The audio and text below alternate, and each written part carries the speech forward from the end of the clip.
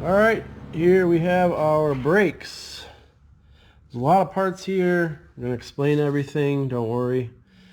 So the 07 to 17 LS460 either has the Advix or the Textar brake pads. These are the standard ones. The Textar are the F-Sport and the Sport Rotors, Sport Calipers. So I also have the Shim kit here, factory Shim kit. Some people probably have never seen this before. They probably just put pads on and call it a day. But there's a factory Shim kit here, which comes with some grease. And there's one clip right here. We'll talk about that. Then we have our giant, massive factory rotor. So these, from what I gather, were resurfaced by Lexus probably about 30,000 miles ago. The shaking is horrendous. So I figured I'd even take it apart first to see like if I had the shim kit or didn't. It looks like it does. It has like a clip on here, but these could be aftermarket. I don't know. I guess we'll find out when we take it apart. Here, interestingly, if you don't know like where the shims go, I think they come with directions. But it's like a treasure map almost. It's so giant. And it has all like so many different languages and setups. I don't even look at this. I just go right to the parts diagram, print it off, and then here it'll show you exactly, here's the shim kit you would buy, here are your pads, the clips, pins, all that. So here it tells you the exact order of the shims and the pads. So we're going to need the one with this on the end, and then followed by the solid one, followed by the pad. There's sometimes interesting things in here, like Toyota likes to put in here. So it says, where is this? Star. Oh, star. So pinhole clip, that's like the clip that holds the pads together, I guess, into the caliper. So it says clip left hand is included in component of PNC 04947, which is here, right hand. And then it says clip right hand is included in component PNC 447770. Which I'm assuming would be the left hand. It is to ensure the quality. What does that even mean? Like, what? Why would the clip location ensure quality? I don't know. But anyways, most important part is just the shim orientation, and then the grease. The grease doesn't go all over like everything. Literally, there's a diagram somewhere. I don't know where it is right now, but there's only specific points where you put the grease. Some of these are like 2. If the caliper contact's in the middle, it's 1, but it's pretty much just the spot where the caliper contacts. So that's it. Again, if you want to upgrade to the sport brakes, I'm assuming you're going to need the caliper, the rotor, and then the pads. Those are all part number specific, one way or the other. So I'm going to get this all apart, and then we'll kind of compare and see what we have on the car, and then put it back together. But the job itself is not terribly complicated. It's just a matter of attention to detail, not forgetting clips, not forgetting pins, you know, making sure everything goes exactly how the factory intended. Alright, we got the pads out. Factory pads are old, so that's good. We can just follow the template they have. The pins, you want to use a wire wheel, get this nice and clean, and then just use any kind of all-purpose grease when you put these back in. So here's our 2 pads. Obviously one's going to be flipped. You see the arrow forward and the arrow backwards, because it's going to go on the back side. So arrows, it looks like, are pointing towards the front, And we're just going to duplicate what they got. So this goes here. Let me move this like that. And do that. So it just goes like that. And then we've got our... So see, you don't want to put the wrong one on.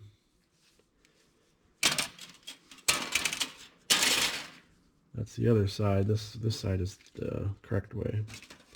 See, the other side is opposite. So you can probably get it on that way, but backwards. So that goes there. That just goes there. And then from the looks of this, we're going to grease this area here, because that's the only place that it comes into contact with the pistons of the caliper.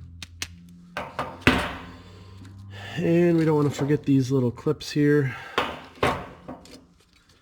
We will get that ready. Just take it slow, step by step. Here you can see they went a little overboard with the grease. There's like tons of old grease inside of the hole there. So the pads, I mean, pretty down there, 25-30%, something like that. So this, we'll just have to see how they got this on here. Looks like this is clipped through here. So this goes like that, and the only way that can go in is this way. So I'm gonna do that, and then rotate it down, and through that hole, tab, whatever, and then this clip just looks like it.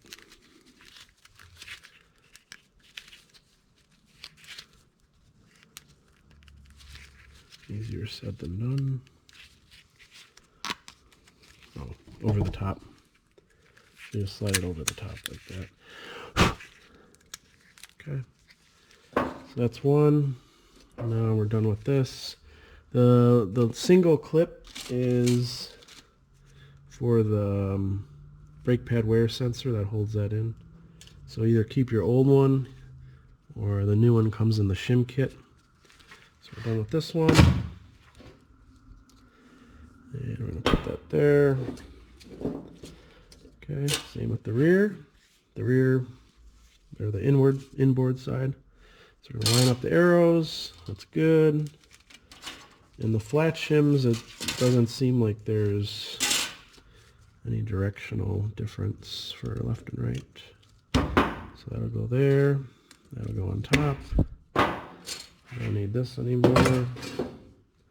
And then to get this off, we push it over the top and then rotate it. So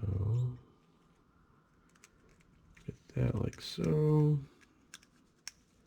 And over the top. And that's it. So that is our front side and back side. And then our grease. Let's see if I got a cutter somewhere. The grease container is all in Japanese, so I guess that's how you know it's legit and the right stuff, the good stuff. It says Dakalub 528D, in case you want to try to find some of this stuff. So this I am actually going to look up first just to make sure we don't put any underneath. Just on top, but I'm going to look that up just to make sure. I want to take this apart again and hit the camera 5 times. And then I'll check where that goes and then be right back. Alright, good thing I checked because it actually goes on the inside where this first shim touches the brake pad. So that would have been quite foolish of me if I did it backwards. So right here where this anti-squeal shim number 1 contacts the disc brake pad is where the grease goes, nowhere else. So I will first think about the best way of doing this and then actually do it. But first I want to make sure, do I have enough grease for both sides or do I only have one packet for the fronts? And I think I only have one packet for the fronts, so we got to just split this in half essentially. And we will do something like this.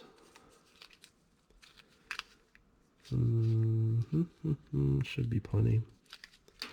And then spread it on the entire thing, I guess, because it just says on the back side where it contacts the pad. It's definitely where it contacts the pad. So the old pads, they did it right, obviously the dealership, because this grease stuff was in the holes in the center of the pad.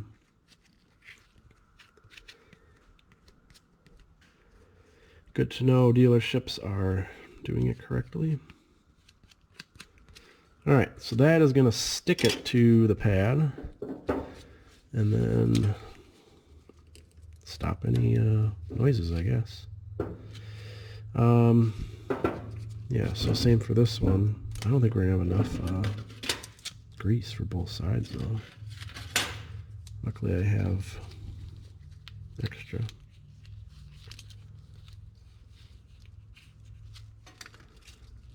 Okay.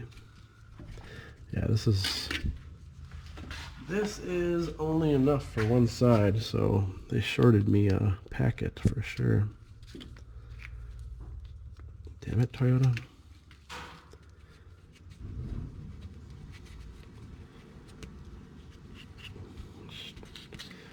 Slop it in there.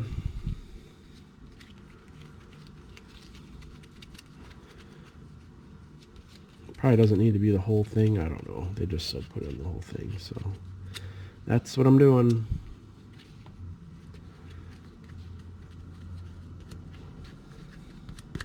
Okay. So that's that, and then that is that.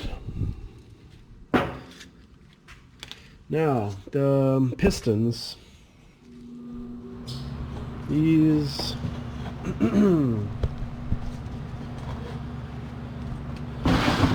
are sometimes a pain, but for me, you can use like anything really just to squeeze. You can use the disc to kind of leverage and then squeeze these in, and then once you get like the back pad in, for example, so once there's enough space this way, I don't destroy and crush my fingers. Okay, so that's in. It's not too far in now. So this is in. Now you can work on the fronts. So if you squeeze one, the other one's gonna open up. So you need, for example, I got a pry bar in the front side, so that's gonna hold this one while I squeeze the other one, like so.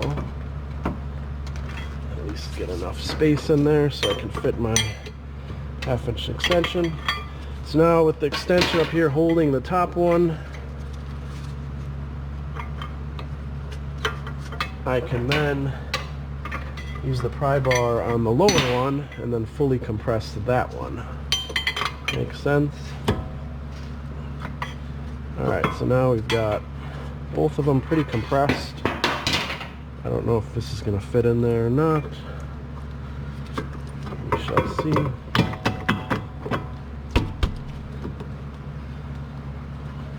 Looks like it's almost there. A little bit more. They really gotta get in there.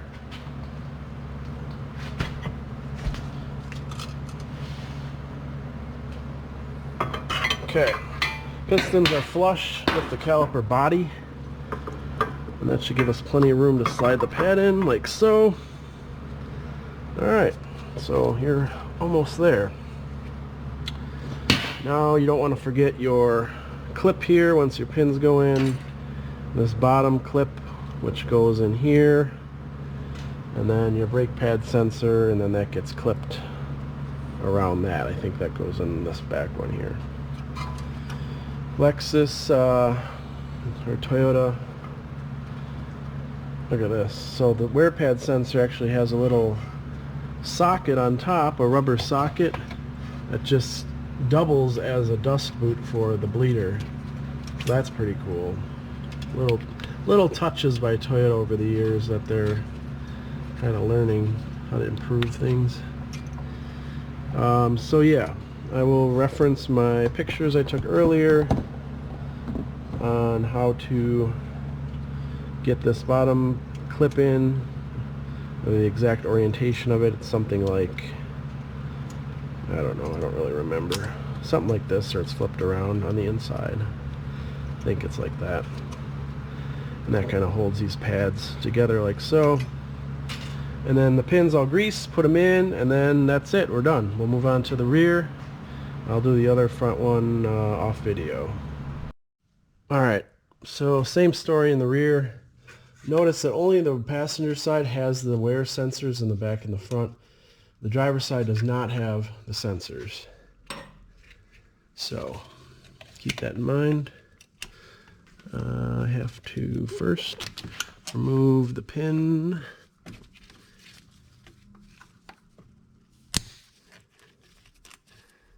Or the clip from the pins. Once that's done, this assembly will kind of get out of our way, like this camera is in my way. Let me see, there is, I'm gonna wait on the clip to get the sensor out for just 1 second here. As long as your pins are not frozen, you can really use anything to push them out of there.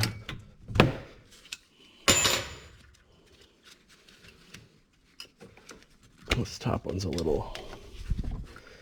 just a little stiff.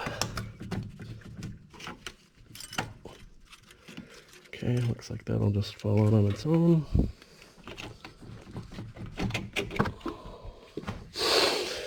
Almost. There we go.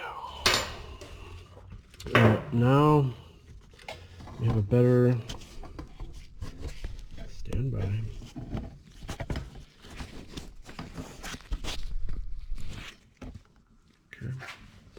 Now we have a better view of this sensor. There's a little clip. You just pop the little tabs up and the sensor will pull out of there. Now keep this tab. The Shim kit comes with a new one, just like the front. But if you didn't buy the Shim kit or lose the clip, then you're kind of SOL. So the rears are a little bit easier than the fronts. Well, you can use whatever, or not. The other side came out right away. Of course, this one's giving me problems. So similar as the front, we have the, can you even see this on camera? I do not know. And let's hit the camera one more time. So the smiley face, shim here, and then you have the flat shim first, same as the front. The grease goes on the pad, which goes on the flat shim, and then your smiley face shim. Don't forget your little clip here. If you don't have it, make sure to order it. The pads are the same for the rear on all. It's all four. They do have little letters on them. I thought it was left and right LR, but I've seen like S and other letters and stuff. So I determined that they're just all the same. So that's that.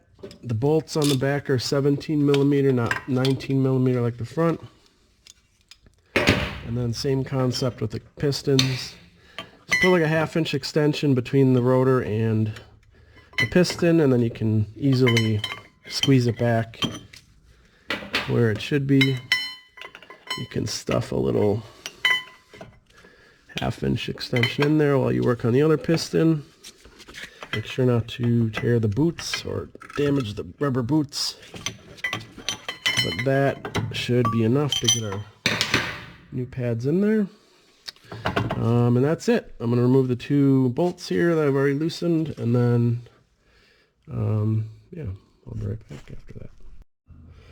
Alright, I got the caliper off. It's extremely light, being aluminum, so really no concern if you just let it hang. New rotor. The parking brake,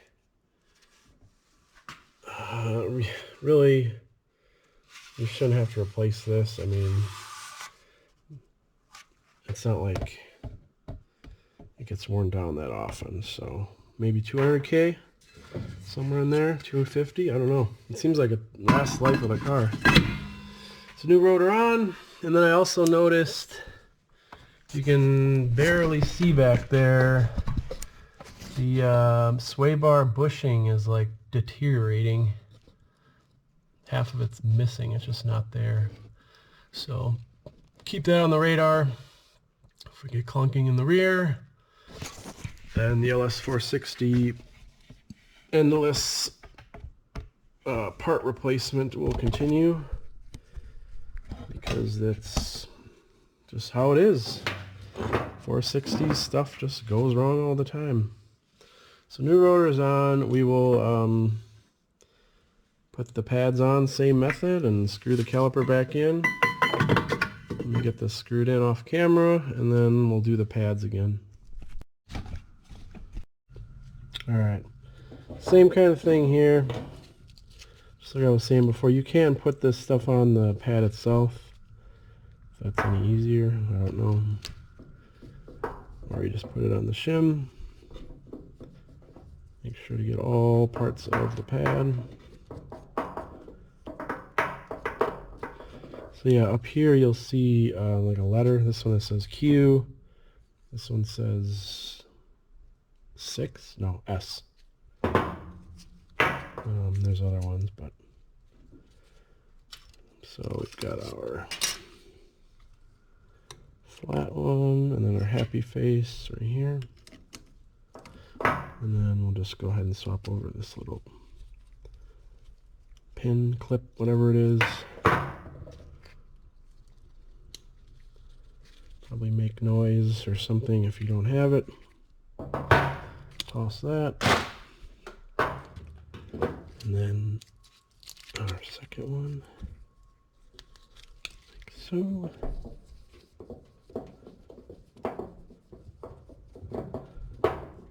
Boom. So satisfying, guys. So satisfying. Okay, let me... If you notice, this part's shiny, and then the other side is like matte, so this helps the anti... what? Do I have this on right? I do not.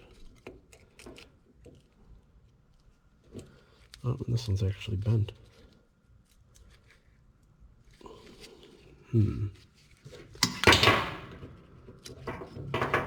This bottom tab is bent straight. Should be down so it clips onto the pad. Locks on. Okay, then we've got our happy face. They do that on purpose. They've gotta, like, come on.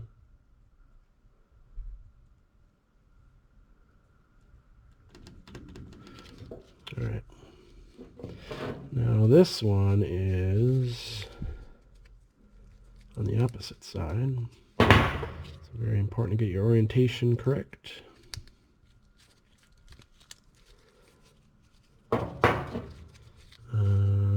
Rear is actually pretty good. They must have replaced the rear pads or something sooner. I don't know.